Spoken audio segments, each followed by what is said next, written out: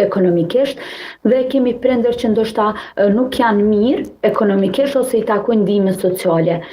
Si mësues e kemi si obligim që të pyesim prindërit që të deklarojnë në mënyrë anonime ose tek mësuesja nëse i takojnë ndihmës sociale.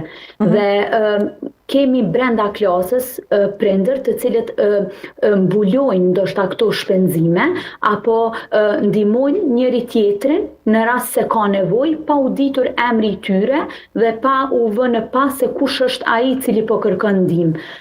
Kjo realizohet edhe me ndihmën time dhe të prindërve të tjerë. Kemi prindër në klasë që ndoshta ndonjëherë pajtohen që ta mbulojnë tërë shpenzimin e aktivitetit jashtë-kurrikular dhe nuk e kanë problem këtë pjesë, mjafton që të deklarohen në mënyrë vullnetare. Mirë po kur është çështja tek dikush tjetër i cili nuk mund ta mbuloj aktivitetin jashtë-kurrikular, atëherë ne jemi aty që t'i ndihmojmë sepse jemi sikur një familje e dytë së bashku.